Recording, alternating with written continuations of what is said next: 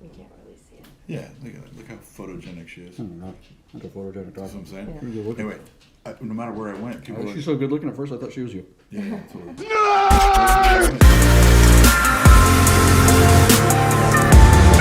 Get the word!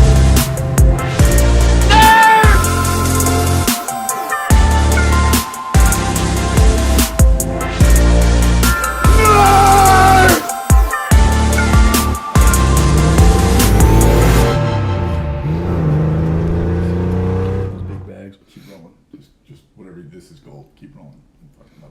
All right, guys, good morning and welcome to a brand new Thursday edition of Bid Nerds, your daily nerd out on the most interesting cars of the day on all the automotive enthusiast auction sites. My name is John Polnick, along with my partner Michael Deeb.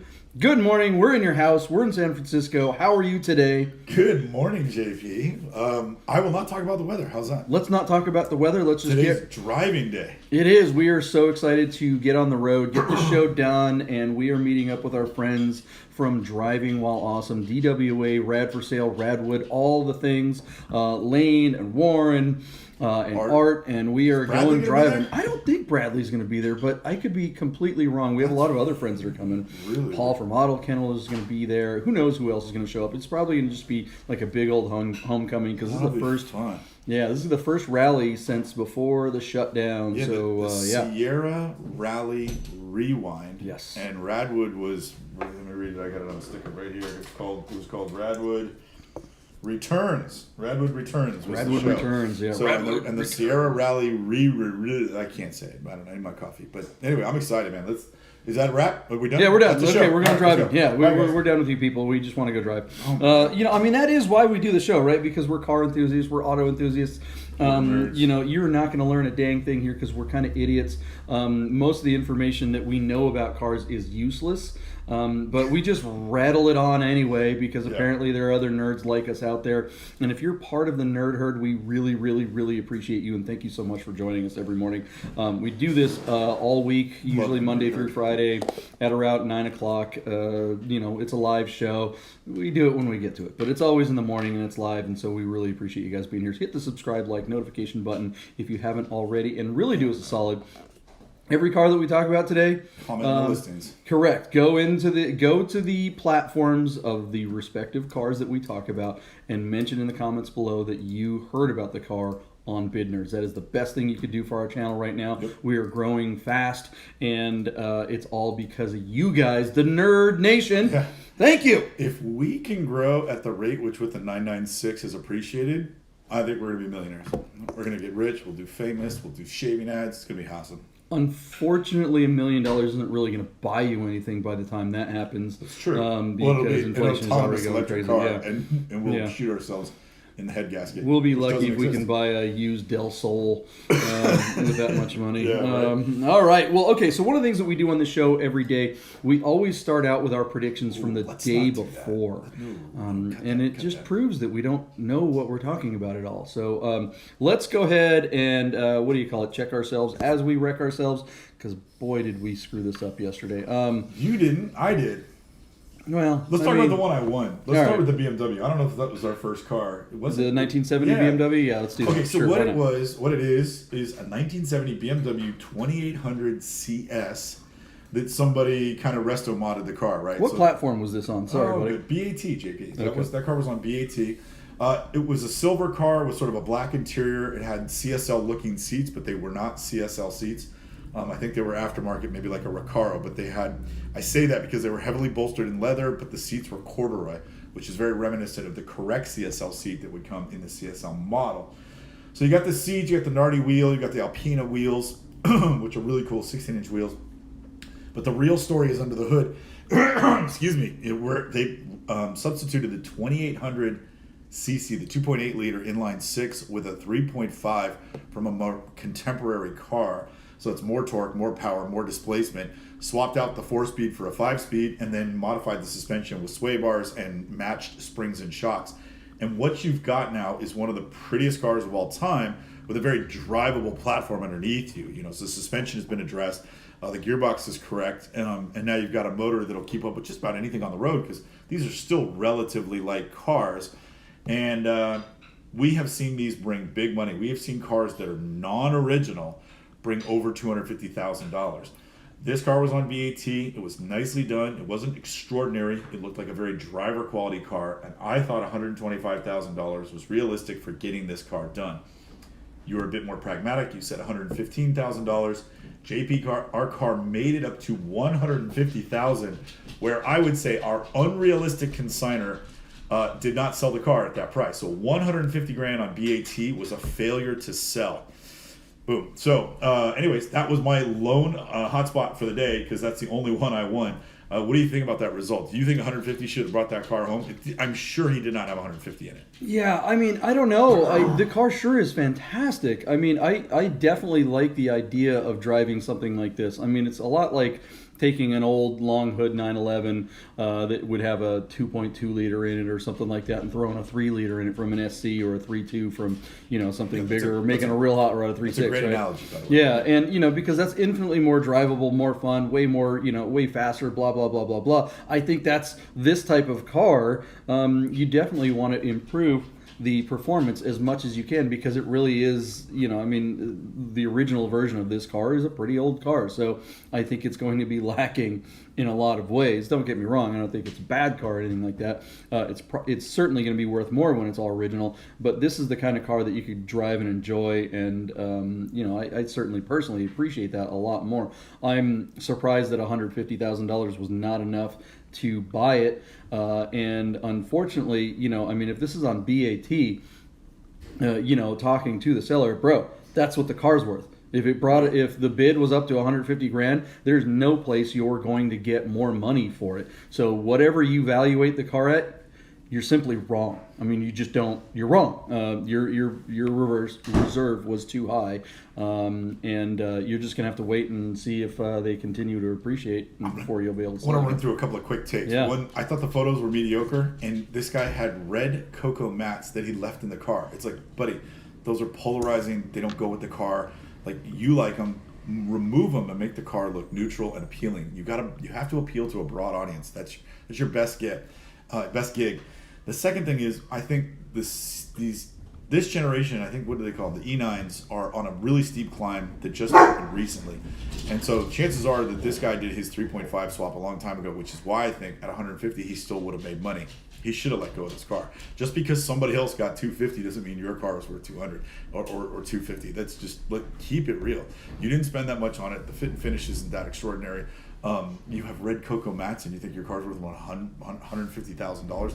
It's just, people have this unrealistic sense of what they think their cars are worth, and this is a mistake. He should have let that car go, because I don't know that this steep climb is going to continue into next year. So we will see. There is another scenario that's possible, and we don't know because we don't know the guy. We have no idea what the history of this thing is. Yeah. The person who did all this stuff might be sitting there going, all right, I did all this work to the car. It's so awesome to drive. I really don't want to sell it, but hell, if I can get $200,000 for it, why not? Right? Yeah. There is that possibility. It's like, well, I'm just going to cash out, or I'm going to keep enjoying it because it's not worth. Because you sell this for $150,000. What do you get to replace it with? There's certainly a bunch of cars that I would rather have for $150,000, but to this fella, maybe not. Yeah. Well, it's funny because a year ago, $150,000 would have got you anything you wanted. This year, $150,000 barely gets you in the door for quite a few cars. It's interesting. All right, JP, let's go over to P-Car Market where we looked at this incredible modified 1991 Porsche C4 that was in Vancouver, British Columbia. Somebody did a resto mod on a C4. Seats, steering wheel, shifter. They took the 3.6 liter motor, punched it out to 3.8. They've got some 1552 Magnus Walker Outlaw wheels. They did the suspension. They addressed almost everything to make a very, very good driving car, an extraordinary driving car. I wondered if the modifications would be so polarizing as to hurt the value rather than enhance the value. And you argued that this would enhance the value. Look at all the money that's been spent. You would happily do all that stuff to your car, which is fair to say. It's true. I probably would. So I was maybe a little too pragmatic on this car, a little what do you say, bullish, bearish? Bearish. Yeah, so I went 110. You bet the over at 120. Our car sold for basically 130. On PCAR Market, the car hammered at $131,964 sold for your first win of the day. I don't think any of the mods made any difference at all. I mean, I don't think the wheels, the seats, the steering wheel, I don't think any of that stuff helped the value or hurt it for that matter. What brought this car's value up was the fact that the engine was recently rebuilt and made to be a 3.8. That's why this car brought the big money, because essentially this is a fresh 964 with a new, bigger engine with a little bit more power, which is really what you want in a 964. 964s and 993s are just a little bit underpowered in their naturally aspirated form, and anyone who owns one, will agree with that. It's not that it's not enough power; it's that anyone who's ever driven one of these for a long term really wishes you had just a little bit more. And making this thing a 3.8, that gets you there. So yeah, I honestly, I kind of thought this thing would go for even a little bit more. I bet a little conservatively just to get the win on our Price is Right game. But yeah, this car is the bee's knees. Super cool car, but I suspect that when you punch it out to 3.8, you're not going to be able to register. It's not going to pass smog in every state. So there could be some challenges there, and maybe that's what held the value back because certainly the guy spent the money on the motor. Sure. All right, JP. BAT had a car that I've always loved, the 1994 Audi RS2. This was a 2.2-liter 5-cylinder turbo that made over 300 horsepower and over 300 pound-foot of torque. This was Audi's most exotic car to date when they made it in the early 90s. And there was a collaboration with Porsche where they helped with suspension and lent them the big red brakes and the cup wheels. Super cool car. They did make a lot of these. I found out they made like 2,800 of these cars over like 2 years, but they were never brought to the States. These cars are now eligible to come in on the 25-year exemption, and they're neat to see them at car shows or here appearing on BAT. What would be the value of one of these things? So when we were looking at it yesterday, it was around $70-something thousand, and I thought this car would climb another 20 grand and make it up to around $95,000. You took the under at 87,000. This car sold at 77,500, and that's really surprising to me because I would think that this car was worth well over 80 grand, having under 100,000 miles on it. And what's interesting is that because it was on BAT, it did not have a late flurry. At 77.5, this car got one or two more bids, and then the auction closed. So a lot about this surprised me. Now, this car was probably a little rougher than I would have liked it to be, considering the low miles. Cosmetically, when we spent a lot of time on this car, and we looked at the pictures pretty closely. It wasn't that clean for the low miles.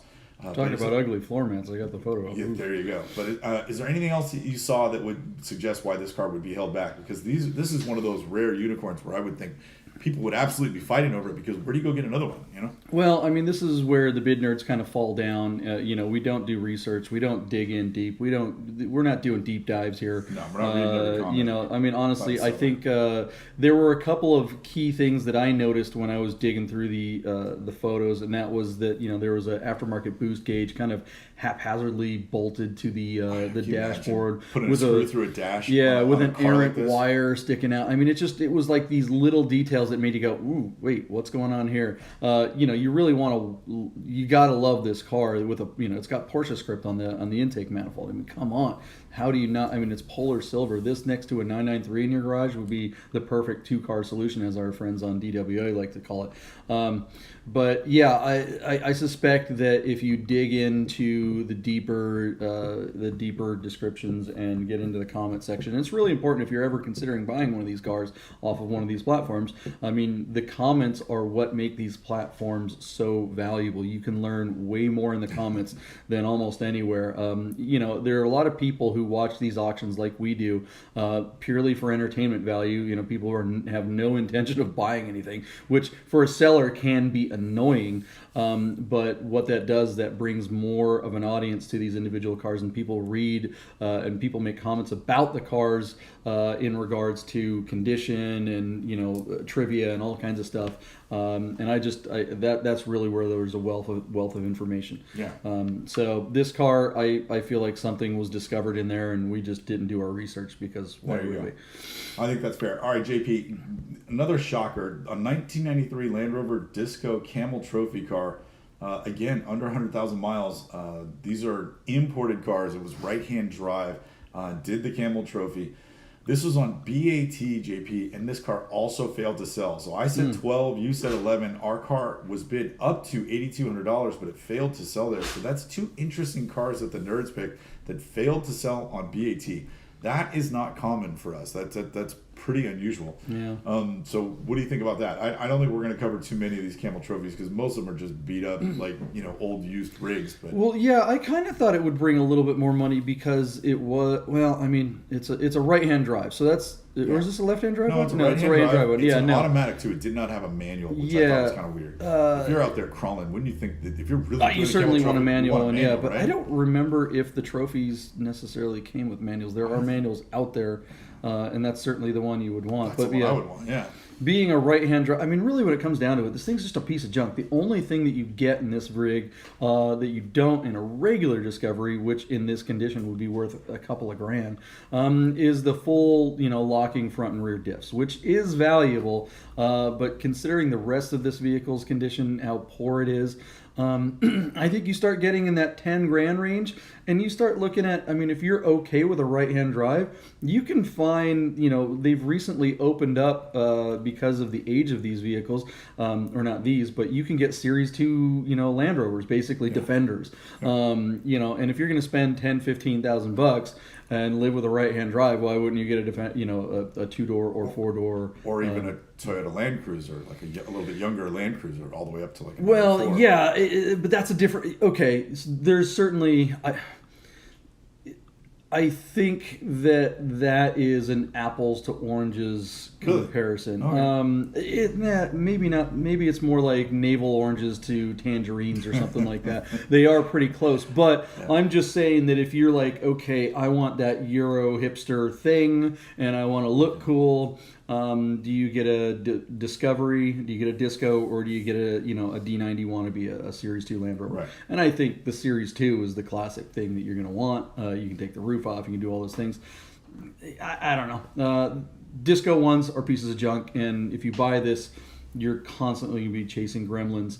If you go off-road wheeling, overlanding, you better have a bunch of buddies, in front of you or behind you, ready to tow your butt out. Well, clearly the audience knew that because this car went nowhere. Yeah. Shocking that it failed to sell to me on BAT. Most of these also have all the stuff too. This one didn't have any of this stuff. Yeah, it's like somebody stripped it out and stripped the roof rack on a better one. All right, last car of the day was actually here in Northern California. This was a 1986 Porsche Carrera. The motor had been sort of put back together, right? This 3.2. They got a rebuild, if I remember correctly. Motor. Recent rebuild. And this is on P-Car Market. It's a black Carrera with a wing. It's a coupe. It's a 915 gearbox being an 86. But the motor had been rebuilt. And so we thought pretty highly of it. So I said $57,000. You took the under at $55,000. Our car sold for just $44,500. Wow. JP, that's a 3.2 with a rebuilt motor. And it looked nice. I mean, it was, it wasn't any beauty queen, but I mean, paint was in nicer condition than my car, and I've got half the miles. That is a bargain. Sub $50,000 for a 3.2 coupe with a wing. This is why photography matters. Right. This guy left at least $10,000 on the table because his photographs were so horrible. The interior of this car looks to be pretty decent, the seat, it does have a couple of cracks, but the seats are generally all good. The headliner, the rest of the dash looks like it's all there and functional and everything like that. I mean, with a rebuild, somebody spent $20 grand on rebuilding this thing recently. The exterior of the car in black looks terrible in the photos because the person simply didn't know what they were doing. Right? Yeah, well, it wasn't the hour, it was the angle. He shot it during golden hour, which is correct, but he shot the wrong direction. So you need to shoot into the sun, not using, if your shadow is being cast onto the car and you're backing up to get your shadow out of the car, it means you're shooting it from the wrong direction. That means all the light is pouring onto the car and filling in all the dark places that you don't want lit up. You don't want the wheel wells lit up. You don't want the rock chips lit up. Yeah. So shoot it from the other side. Now the car is backlit, and if you have a proper camera, you can compensate and make sure you're exposing for the dark side of the car. Now the light isn't filling in all the crevices and imperfections that you kind of, I don't want to say hide, but look. Black cars are difficult to deal with. Yeah. Anyone who owns one knows that the slightest rock chip or a piece of dust. Yeah. So you really have to shoot them correctly. And in a car like this, you want some honest photos, and they say, hey, look, there's rock chips on the front, there's this, that, the other. But you don't want you need people to get into this ad. As people are cruising through 50 or 60 cars that BAT are selling, you want them to stop on your car. And if they see, oh, there's an 86 911, all right, let's look at the first 3 or 4 pictures. Oh, this one's beat the crap. I'm out. They're not going to get, and that was the other thing that we noted yesterday, that BAT did not lead with the fact that this engine was rebuilt. Right. I mean, that should have been in the header or in the first paragraph or the first line, and you had to dig for it. That is, I as the seller, I'd be livid. But only livid if, Look, the seller doesn't have a right to be livid, because when you submit a car, BAT sends you the ad. They send you the ad copy, and they say, this is what we're going to run. You have a chance as the seller to approve it. And if you want them to say, hey, lead with the rebuild, they will. They'll change the copy and make revisions. The seller didn't push it, and BAT, as far as I'm concerned, shit the bed on this one. That was actually P-Car. Oh, sorry, P-Car. What are you guys doing, guys? I mean, how do you not lead with a rebuild? Come on, Jim. Give me a call. We got to get you back on. We got to hear this story. All right, so that was the cars of yesterday, and you can see that, once again, Michael Deeb and I do not know what we're talking about, so don't take our advice on the values of cars. But do hang out with us and mention in the comment section. Yesterday. Yeah, we really were. We were any wins that I got there should be like undeserved. a 10% rule, that when we're off by more than 10%, we would never get anything right. That was pretty bad. But anyway, there you go. That's a day. JP, you got 4 wins to my 5. We had been tied going into yesterday, so I've got some catching up to do on our final day, because we'll take tomorrow off. Did I mention we're going driving? We are going driving. Hey, before we get to today's cars, let's just quickly mention our sponsor, Guys Custom Bracelets. Look at these. These are custom bracelets made by an artist right here in America. She makes these things. They're bespoke bracelets. They're made to match your watch or to match your car, and these things are just absolutely incredible. The only place to get one is it's a website. What am I talking about? It's not even a website. It's on the IG. Yeah, it's on Instagram. So you can see there in the graphic below, it's spelled GYX. That's guys. That's how they pronounce it. GYX _ customs, and it's on Instagram and Instagram only. The way you order one of these, you go on Instagram, you DM Guys Customs, and the artist will DM you back. Yeah. And she'll walk you through all the information that she needs. She'll get your paint code if you're going to do a paint sample. Tell Guys Customs you saw them on Bid Nerds. On the Bid Nerds, yeah. Look at these photos. We've got photos down below. You can see there's one in Guards Red. There's one that matches the Lambo there. Michael Deeb, you have one that matches. It's a sample from my '84 Carrera, Ruby Metallic, a gift from the artist, which is amazing, because I think I've purchased 12 of them, and I think I got one free. Hey, buy a baker's dozen, and I give out as gifts, because I'm an old fart, and you're also now an old fart officially. Almost officially. In the during COVID, half dozen of my friends turned 50, and so I wound up giving these as gifts to a bunch of different friends, a bunch of my guy friends, and they were all well received. So pretty cool stuff. There you go. Check out. Oh, sorry. Yeah, mine's Ruby Metallic, and it is really unique because the burgundy beads really pop on the matte black. It's pretty sick. So get one like you. Totally. Guys Customs Bracelets. That's GYX _ customs on Instagram. Order your bespoke custom bracelet today. All right, so let's get to today's cars. I'm excited about today's cars. Holy cow. Yeah, we're kind of finishing like yesterday's cars. Some of them were really cool, and some of them were garbage. The day before, we had a real rough set. Tuesday it was the 13th, and maybe that was it. But today we're going to finish strong.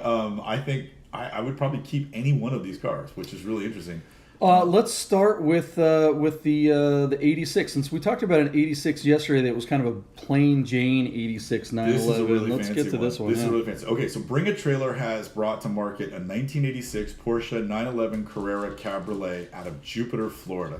BFD, you say? I say, ha!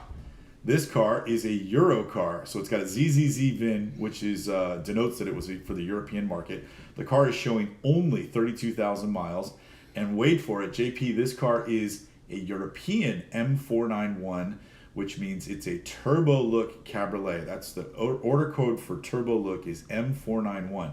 What makes this car even more unique, instead of just having the wide body flares and some of the turbo suspension, like my coupe from '84, this car is also equipped with the boxed rockers and the sort of little tiny mini Testarossa side vents with the They stripes. call those cheese graters. Cheese graters, thank you, cheese graters. And then the Fuchs wheels, the pedals on the Fuchs wheels are painted the color of the car. So this is a Grand Prix white car with Grand Prix white centers on the Fuchs wheels. But the big story here is, I think, the turbo look cabs really look like turbo look cabs, but when you do the boxed rockers and the cheese graters, I mean, you start thinking like this is an '89 or something, like this is right at the end. So I'm guessing that this stuff wasn't available in '86 and this stuff was retrofitted.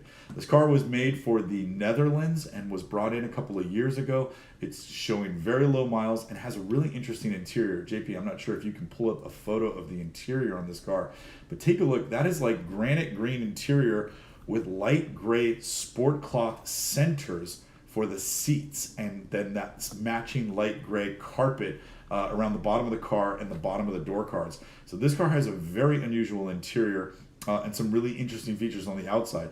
The question is, does all of this add up to a car that somebody's going to pay a premium for? Because usually when we see cars come in from Europe, they don't necessarily achieve top dollar in America, even though this particular 3.2 is good for 231 horsepower and wait for it, 210 pound-foot of torque. When I'm honest with the people I'm talking to about my car, my little 84 Carrera makes about 207 horsepower and makes about 190 pound-foot of torque. There really is a big difference between the Euro spec cars and the American spec cars. So I would suggest that this car is worth a boatload of money. This to me should be a $100,000 car. And yet, John, out of Jupiter, Florida, with like half the miles of my car, 32,000 miles, this 86 M491 Carrera cab has about 3 hours to go and is sitting at a lowly $45,750. Now, am I to believe that you're going to convince me that this car is going to make 55 grand in the next 3 hours and make $100,000? Or is somebody going to be smart enough to rip this cab and have a superior car in every way because of the Euro spec motor and the super low miles and an interior combination that we certainly never got in the United States? 30 bids on this car, so I would say the audience is spoken. They're out there, but they think this car is valued a little bit less. I don't get me wrong, this car could have a big flurry and make it up to 60 or 70 grand, but I still think this is a $95,000 to $100,000 car. Yeah, the low miles would certainly suggest that it should be worth more. I mean, it'll absolutely get a late flurry because that's just what Porsches do on P-Car Market and on BAT. Yeah, BAT for sure. But this interior is kind of an odd interior, and what I really want to know, those accessories, the cheese grater and the box rockers, were absolutely available in '86. They were. I think that was like an '84 or '85. So that's so funny. See, I thought they came. Well, I guess you're right, because in '81 they came out with the M505, the slant nose, which is where these things would have been par for the course, right? But the early slant noses did not have the cheese graters or the box rocker, the really early ones. But that's a whole other story. Yeah, the like the '81, '79, like those really early ones. Yeah, and remember, you could actually do it yourself, right? You could actually get a slant nose from Porsche in the '70s. As a special wishes situation, but they didn't have the vents on the fenders. Right. Which are one of the coolest parts, right? Yeah, but as far as this car, it would be, it's going to be very important to know one way or another whether or not the cheese graters and the box rockers were factory options or if those were added. If those were indeed added after the fact, then you are definitely hurting the value of this car. If they were factory, then I think it'll help. Cheese graters and box rockers have been out of favor out of style for quite a while, but they are making a comeback because of the 80s style stuff. There are certainly guys like our friend, Dwayne Wick, who thumbs his nose at box rockers and cheese grater's. Yeah, he hates them. Oh, that's so funny. But we love Wick, but he's a little, he's got a bit of a stick. I mean, anybody who knows our friend Dwayne Wick, if you don't know our friend Dwayne Wick, check out his YouTube channel, Wick's Garage, and then follow him on Instagram. He's always posting stories. He literally received a box. It was like a box twice the size of a shoebox. Imagine a foot by foot by foot, postage box. And he posted his story on Instagram yesterday. It was a bag of Porsche nuts and bolts and screws and washers. Yeah. And he spends like an hour. There's like all these where he's basically sorting through a bag of nuts and bolts. And like he's got them all laid out. Like, here are all the 10 millimeters, or all the 2 millimeters. Here's the hex nut. I mean, it's like, that's our friend Dwayne Wick, and he doesn't like box rockers and cheese graters. But whatever. I love this style. This screams 80s, and if I'm getting a 911 wide body, if I have a choice, it's absolutely with this stuff on it. I mean, that's just fantastic. This car is such a looker. Yeah. It's super handsome. It's very period correct. It's really cool. I think. Look, this is a great driving car too. I really believe that. I love the look of this car. I would just lower it and have fun with it. And then if you really want to go crazy, this would be a great car to make your own. Change the exhaust, do some. Can you imagine my Outlaws on that car would look amazing? Honestly, I don't. I actually think your wheels would not look as good as the wheels on this car. I think white is one of the only colors other than maybe black where you can color match the car. You never want to do it with a red or a yellow or a green or a blue or any other color. White and black is it. If you try to match the color of your car on the wheels, you're doing it wrong, and that's always going to be this car horrible. To me is two colors because you got the black front air dam, you got the big black rubber piece on the corner of the box rockers. The cheese graters themselves, the slats are black, and then you've got the black convertible top folded and possibly a black tonneau cover that comes with the car. The T-tray has a lot of black rubber on it, and so I think my matte black wheels would look gorgeous on this car. But I wouldn't sell my color matched Fuchs. Would they look bad? No, but they wouldn't look nearly as good as color matched white Fuchs. I mean, you'd be bonkers to pull these wheels off. On any other car, I'd agree with you. Your 1552s on a wide body, or where it's the bees red car, right? All right, so where's this car going to land? What do we think? JP, this is a real tough one. I think it's going to have a late flurry, but I don't think it's going to achieve what I would consider fair value for the car. Which fair value to me on this car would be over $85,000. Looking at if somebody paid $95,000 for this car, I'd say you did well. This car in this market could even go crazy. If this was a U.S. car but had to be, I don't know, for some reason was grandfathered in with European spec, I think somebody would pay $1.25 for it. But somehow this car is being held back by the Euro stuff. That interior is polarizing. I'm going to give you $75,000 to work with. I'll take your 85. I think it's going to have a late flurry. It's got 30 bids, so there's people watching. Yeah, everyone's watching. This is going to go on for on. I mean, look, it's a real 491. It's got 30,000 miles on it. I mean, that is just it. With 30 people watching, they know how few miles this car is. I'm with you. This should be a $100,000 plus car with that few miles. We'll see if it bears out tomorrow. Yeah, we've been wrong all week. Yeah, it's true. Really good. There's one thing we're good at. All right, JP, here's a car. Let's jump over to Cars and Bids, Doug DeMuro's site. Buddha, over the weekend, sent us this submission. So he said, you guys have never covered a Porsche Panamera Tourismo, the wagon that they made. And so he found this one on Doug DeMuro's site and thought this would be a neat car for us to look at. Simply because, let's see if we can describe this to people. When the new Panamera came out, Porsche the following year offered a Tourismo, a wagon version of the car, in every one of the many diversified models, like 5 different models. And so dealers got a certain number of allocations of each of those models, and they had to pre-order those cars. And so the trouble with the pre-ordering of the models is that you don't necessarily sell them all, or somebody wants that car but you got the wrong color in stock. They become difficult to sell. So Porsche wants to continue offering the Tourismo, the wagon, but without forcing dealers to pre-commit to allocations, and they call it bucket. So if you go down to your Porsche dealer and tell them you want a Tourismo, they can get you one. You just have to be patient, wait for their turn to come up and get you an allocation, and they'll be able to get you a car and order one. In the meantime, there are a few in the used marketplace like this one that's out of Fort Worth, Texas.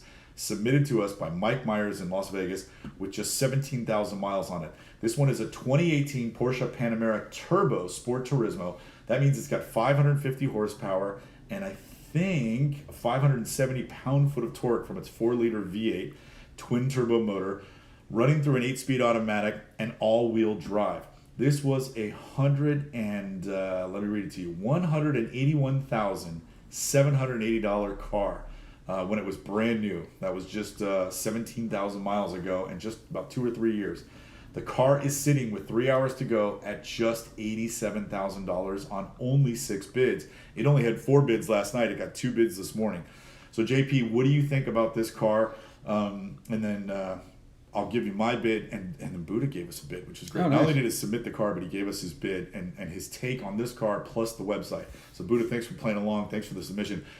John, I'll tell you before I hand it over to you, if you gave me this car, or if you told me I could buy this car for 80 grand, I would be all over it. This is a monster of a vehicle.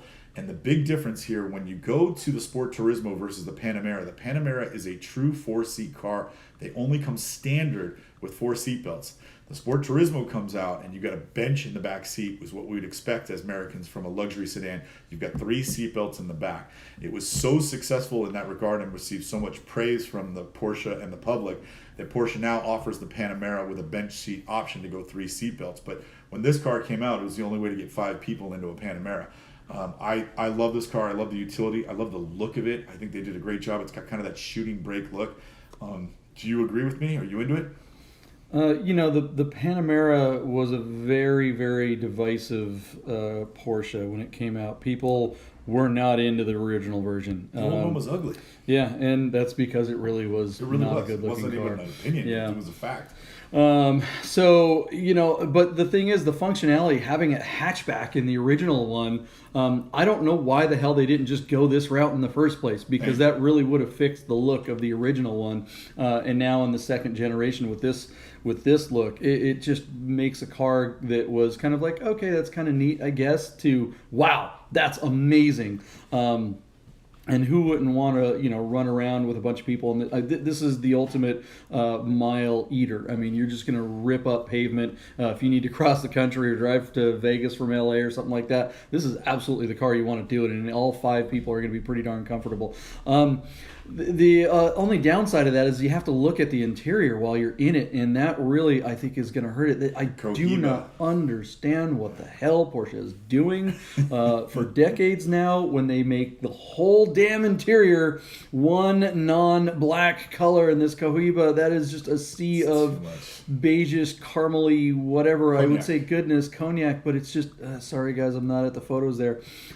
It's just too much. Make the dashboard black, make the carpets black, make the door cards black, make the steering wheel black, and leave the seats this color, and you have something that is beautiful. But could you imagine spending any amount of time looking at that? Well, John, when we live in Vegas, it's sunny most of the time, and you literally, if you turn the right angle, you won't be able to see out the windshield because you'll have a reflection of beige light coming off the dash into the inside of your glass. It actually makes it hard to see, and there's nothing you can do about it. There's no sun visor or putting your hand up. I mean, you either have to adjust the angle of your car, stick your head out the window, and I agree with you. I couldn't agree with you more. This is ridiculous that Porsche is making. Look at that! It's all monochromatic this color. interior. It's just awful. It really is. I mean, yeah. I mean, I would want this car, but there is no amount of money.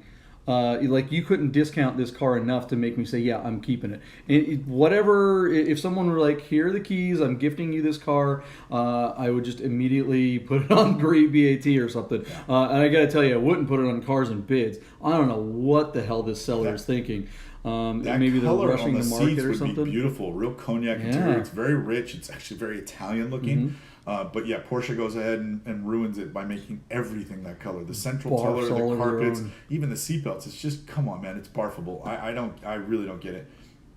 And that's probably why they're selling it, because whoever bought this was like, oh, that's really cool on paper, and then they had to look at it for more than an hour, and they're like, oh, I bet God, this Yahoo ordered it that way, and it just has more money than taste. We see that time and time again when you get into the $200,000 sport wagon set.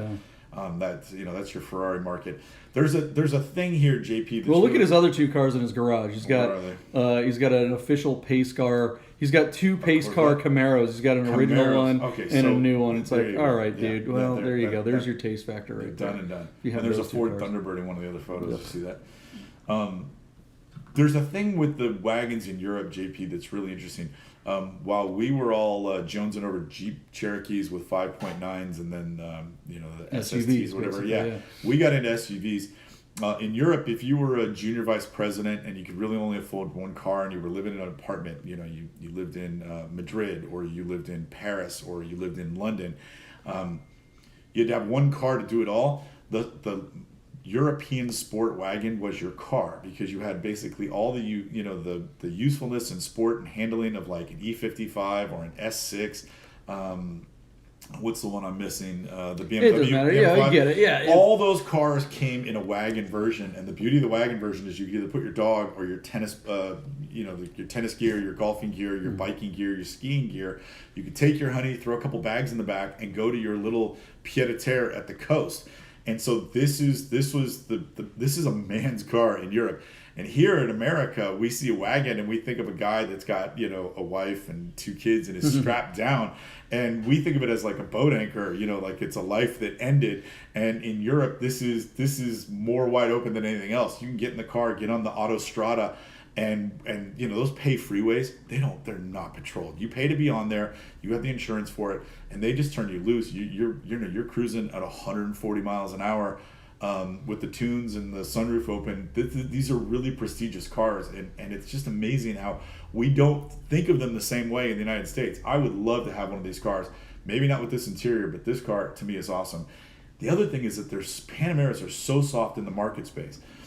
That has been the case since the car first dropped, but now the market is hot. So here we are on Doug DeMuro's site, and I'll give you my bid, JP, or should I give you Buddha's first? Sure, give Buddha's first. All right, so Buddha thinks that this car is only going to reach $100,000 because it's on Doug DeMuro's site, but he thinks the car is worth $130,000 as a used vehicle, but that will not be achieved on this site. So Buddha's bid is $100,000, and with the caveat that he thinks it'll be a failure to sell. So we've got him down. For Mike Myers, $100,000. FTS is also part of it, and he also thinks the car's worth $130,000. Should it have been playing along with us on P-Car Market or BAT? So Buddha, absolutely great submission, fantastic take on the car, and I kind of agree with you.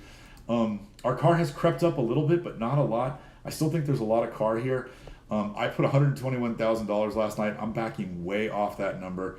I might not even make $100,000. I bet you JP bets underneath you, but I'm going to bet over. I'm just going to go right over you because I don't ever get to do that. And I'm going to say $102,000 just over you. I think it does break that because there's a lot of car here for the money. There's probably some warranty left.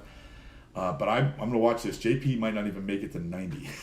Yeah, with so few bids, no one on Cars and Bids has any money. These are. I mean, the audience on Cars and Bids is not the buyer for this car.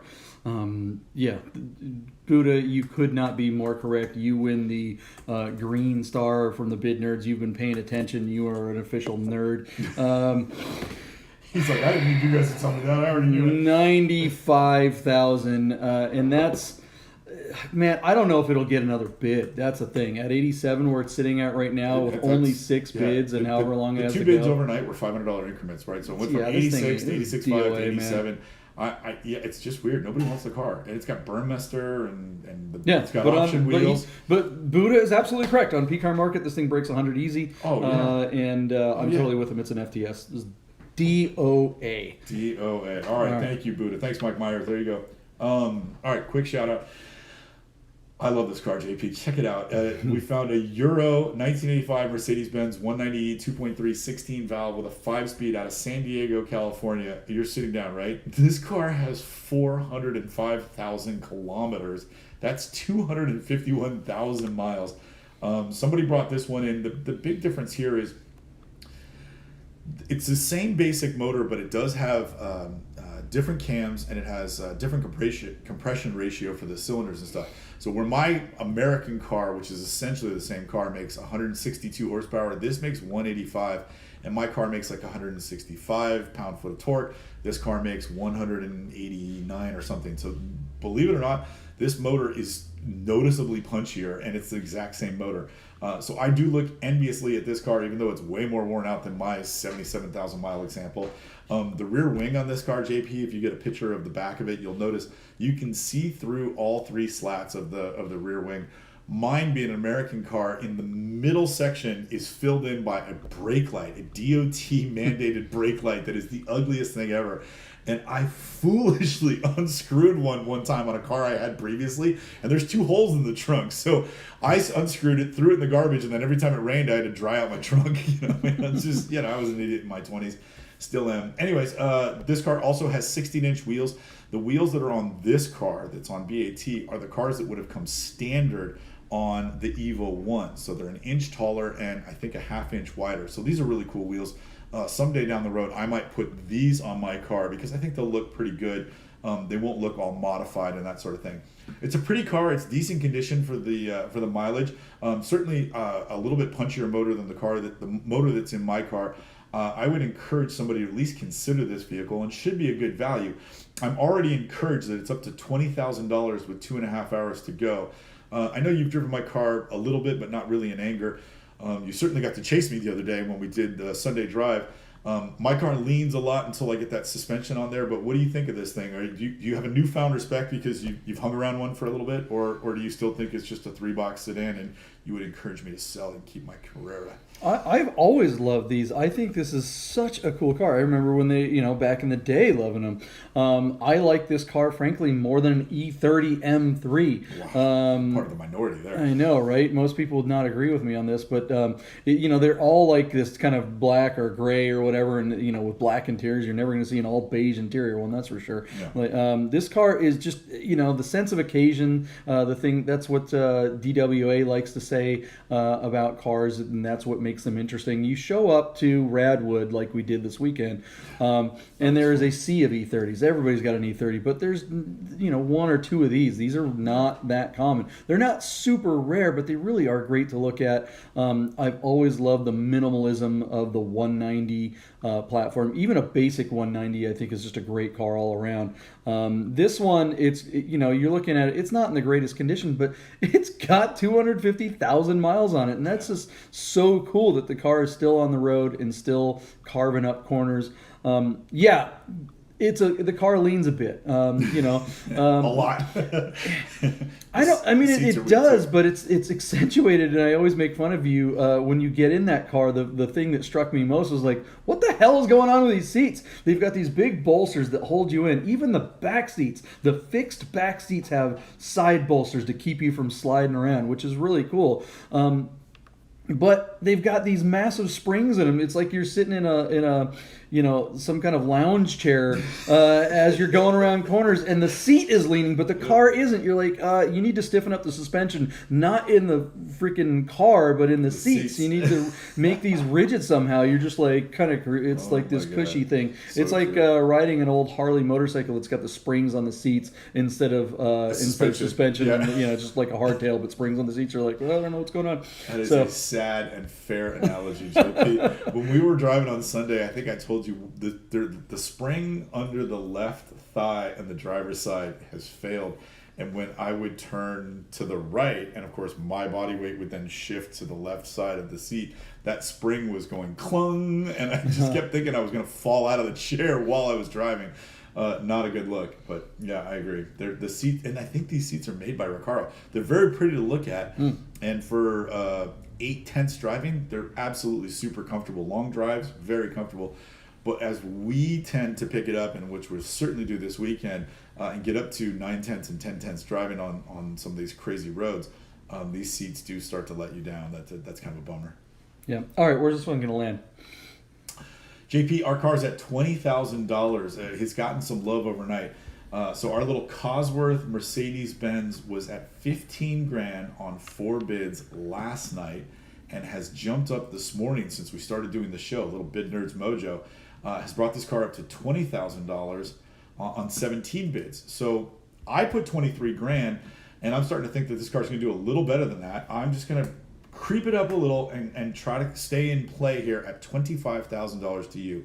Again, 250,000 miles, but the car doesn't look all beat to snot. I've seen cars with half the miles look more than twice as worse. Yeah. That's the right English, but you understand what I'm saying. This car it's been a pretty well looked after 400,000 kilometers. So where is nice it car. at now? I'm sorry. San Diego at 20 grand. At 20 grand, yeah. Is this going to make another 5 grand? You're saying 25? Well, it's got JP. It's got 17 bids and it's got 2.5 hours to go, and they're bidding on it this morning. It's got 250,000 miles on it. I can't believe it would make 25. Mercedes Benz, man, they put a million miles on it. I'm going to go just under this car eats 24. oil. It eats oil. It consumes oil almost as quickly as it consumes fuel. You need to know that. I love the car. 24 grand just seems 20 grand seems bonker for a car with this many miles really on it. does. And that's not saying that I dislike the car. It's just really okay, great. Okay, so let's move on. There's we got our bids. Yeah. So you think my car will bring 50? It could. If it does, Esther's gonna make me sell it. I mean, yeah. I think we should find out. I think we should sell your car. All right, JP. If this thing makes 25, yeah, you need to sell your 70,000 mile car. 77,000, just turned 77,000, and the tires are in nice condition, and it passed smog and all sort of nonsense. All right, we got to get driving. Let's get through these last cars so we can get on the DWA rally. Okay, growing up, one of my best friends, I had two best friends, Danny Murphy and Willie McGee, a couple Irish kids. Willie McGee's mother had an international, probably from the 60s, and so for 20 years, every time we went up to the wine country or the Russian River, it was always in Willie McGee's white International with 3 bench seats. This is a 1978 International Harvester Scout 2 on Bring a Trailer, showing 70,000 miles, but listed as true mileage unknown. JP, look at the fit and finish on this car. This thing looks like it's brand new to me, at least in the photos. The paint looks fresh. The wheels are white. The graphics are period correct. The seats are super period correct. It's on blue plates, and it's offered here in Sacramento, California. So the California blue plate from the 70s and early 80s is on this car. Everything about this car looks like it's been absolutely preserved. On the show, we have covered a few original Broncos, and we've covered extensively some really nice K5 Blazers, and I've learned a lot about not just the model and the car, but what those things have the potential to bring. So I thought when I saw this green International Harvester and I picked it 4 or 5 days ago, I was like, oh, that's a really cool car. Let's take a look at that when it closes on Thursday. And as I went to do my homework last night, JP, are you sitting down? Our car's already up to $50,000 for an International. Look at this one go. I'm totally impressed by that. I don't know, man. I'm just blown away that these early sort of these vehicles in the American culture that you and I grew up with, these predecessors to the SUV, are now starting to get like legit collector money when they're in particularly nice condition, such as this one here. I love the colorway. I love the, as they say, spirit of occasion. This really brings us back to a time when there were hitchhikers and nobody wore shoes and everybody was just laid back. This car is groovy in every way, and I absolutely love it. I would totally rock this car, and I'm shocked and simultaneously amazed that I probably can't afford it. So 50 grand to you, buddy. What do you think of this car? Yeah, these have been like worthless for so long. This was a $5,000 car. But this one is so nice. I don't know if I've ever seen one this nice. Did you say this is a restoration or originale? I mean, this has to be a restoration. This thing, it looks hermetically sealed or fresh off the restoration. Yeah, it's been restored. They replaced panels and things like that. So somebody brought this car back, and look, even at 50 grand, you might not get his money out of it. But for us, the viewer, just to see one like this, I mean, I would think that you would only see a car this nice in a museum. Yeah. And I don't even know where Internationals were built. There are a ton of these for sale in very poor condition. I have a friend back in Vegas that he just went to Texas to get one, and he was like, he found one for 12 grand. He's like, oh look, all these other ones are asking 30 and 50 grand. I'm like, do you know anything about these? He's like, yeah, but these other ones are really expensive. It's like, get a PPI. What's a PPI? And it's like, get a pre-purchase inspection, dude. So most of these are completely rusted out. Yeah. These do not age well. There are really photos. Nice they went through the whole thing. Yeah. It's pretty cool though. So, do your homework when you're buying something like this. Don't be like the bid nerds where we just kind of wing it and go, I think it's worth this much. Let's look at a few pictures and go. Who was telling us Yuri that he found a 912 with 3 minutes to close, tried to call somebody, nobody answered him, and he bought it And he bought it anyway, and yeah. it was all like roasted floorboards and all this stuff. Yeah, this is the kind of car that Yeah. if you don't get in those back seats, you might find out when someone does, the seats go right through the floor and fall onto the ground onto the drive shaft. So, yeah, I mean, there could be really, really bad hidden rust on one of these that hasn't been restored. Not this one. Not It's this well one, though. Yeah, this documented one is that they no restored problem. everything. They replaced Yeah. panels that were rusted, so this is going to be basically getting kind of a brand new Harvester, which is really cool. So where do we think it's going to land? It's at $50,000 already. I would say, JP, that would be like the mark you'd hope to achieve, and he's already there, and he's been there. Like it was at $50,000 last night. It did not get any bids overnight, but that doesn't mean it's not special. Now I got very carried away last night. I also wanted to go to bed. I put 75. I don't think it's going to quite get there, but it wouldn't surprise me if this car touched 60. I'm still high on it, and I think because there's a nostalgia thing for me, I'm going to go $65,000 and send it to you. Where are you at? I'll take a 59 bid. I don't think right, it gets to that's 60. All right, that's fine. Fair enough. And if it does, great. And if it doesn't, it still did really, really well. I mean, at 50, it's already like twice as high as I think it should be. Yeah. They're awesome, but not that awesome. Come on, man. Come on, man. Oh, come on, man. But, All right. But if it encourages some other people to go spend money and bring some of these older K5s, Broncos, Jeeps even, and bring these cars back and spend some money on them, especially when they do them, they bring them back to sort of an original look. I really appreciate that. Icon's been doing it for a long time. So well, it's, but I think I would argue that Icon does it a different way because they're resto modding those cars to be like bodacious, and they're selling them to the 1%. You know what I mean? Like you and I aren't buying an Icon. Yeah. They're great to look at, but I'd rather have. Well, maybe if you gave me an Icon, I'd probably take it. But I'd rather have this. I think this is cooler, you know? Well, let's get to this last car that I think neither of us want. What the heck is this stupid thing? Okay, it's a Mustang. All right, I'll say, let's go driving. P-Car Market has a Shelby GT500 from 2014. And if you know your Shelby GT500s, you know that this one has a 5.8 liter supercharged Trinity V8. Is that the chick from... Yeah, I don't care. I just want to get to the bids and the values and get off this thing. The only thing that matters to me on this car is the fact that it's on P-Car Market. This is not a Porsche, and we often see... Which was the motivation behind... Which is why you picked it, I get it. Absolutely. Yeah, so I really don't want to talk about this car. 662 horsepower, Who cares? 631 pound-foot of torque, on a Whoopity-doo. 6-speed carbon drive shaft. They put a lot of stuff. 6-piston Brembos. It was at $10,000 last night on just 2 bids. So the answer to the question that we were trying to get to is nobody that's looking at the really interesting curated examples of cars that make it on the P-Car Market. There doesn't seem to be a lot of love for a Mustang. 8,000 miles on this one, and the car is already 7 years old. It jumped up to $15,000 now on 5 bids. So it got 3 bids since last night. So with 2.5 hours to go, is this car going to bring market value? The answer is probably not. I put $35,000, but I don't even think it's going to make it to there. I'm going to go $29,000 and say go ahead and bet the under because that's probably what's going to happen. No matter how special your Mustang is, it's not the P-Car Market's not the marketplace for you. You're better off on BAT with this car, or Hemmings probably, right? Yeah. We bash Hemmings, but I bet this guy would find his buyer on Hemmings, and it's not a knock on P-Car Market. And in fact, I'd say this is a backhanded compliment. I love that a Mustang won't do well on P-Car Market because I don't want to see Mustangs on my P-Car Market. So hey, Jim, that's legit. I mean that. Like that's for real. Yeah, do you agree with that sentiment? It's a compliment. 100% agree with that, and I'm a little worried that this car does do well because I don't think it will. It won't. And I'm rooting for it not to. I know, we want the sellers to sell the cars.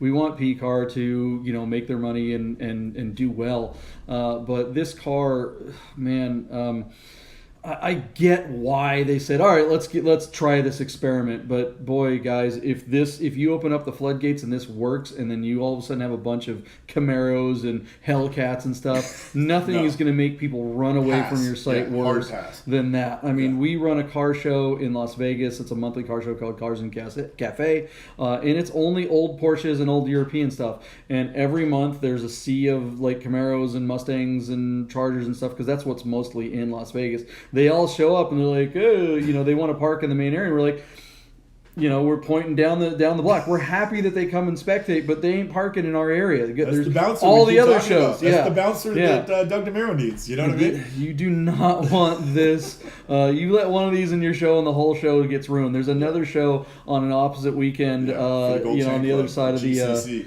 and that's all there is, and they just they get out their lawn chairs and their stupid flags, and it's like so no. Jim, if this car fails to sell, just remember you guys are in Oyster Bay, not Atlantic City. Okay.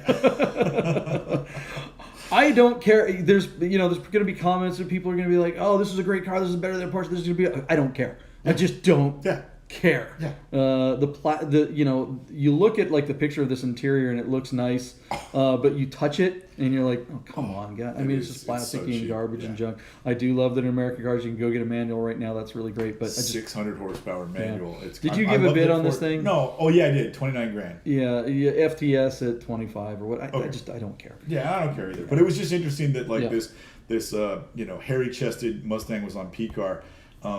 And I really was curious to see where it would go. Mm-hmm. And then last night on 2 bids, I was like, yeah, that's why I picked it. It's the market for the buyers that PCAR has assembled with their great collection of cars is not looking for this. Doesn't mean some of them don't own one of these things. Mm-hmm. They're just not looking for it. This car is better served on another platform. And we, the bid nerds, couldn't be happier about that. So Jim, pay attention. Read the tea leaves here. Okay. There it is. That's a week, guys. This is your daily nerd out on the most interesting cars of the day on all the automotive enthusiast auction sites. And as you can see with a stupid Mustang like that on PCAR Market, it's not necessarily just what's the most interesting car, but what's most interesting about it and which platform it's on and all that kind of fun stuff. This is where you can get into that kind of nerdy stuff. We do it every day, 9 o'clock hour Pacific time. So join us, hit the subscription button, hit the like button, hit that notification button. That's the most important thing. Yeah. Let everybody know. Hitting that notification button is really important because this is a live show and YouTube does not let anyone know that it's on unless you have the notification button clicked. So even if you come back to our YouTube channel, say at 10:30 or whatever, unless you're in the notifications, you won't see our show for another couple hours. YouTube will not populate it to everyone. It's a little annoying. We don't control YouTube, but that's why it's so important for you to hit the notification button so you know when the freshest nerd's available, because you don't want stinky old stale nerds. That's just no good. Buddha, thanks for the submission. We love you. All right. That's Let's a show. go That's a week. hang Let's out go drive. with our buddies.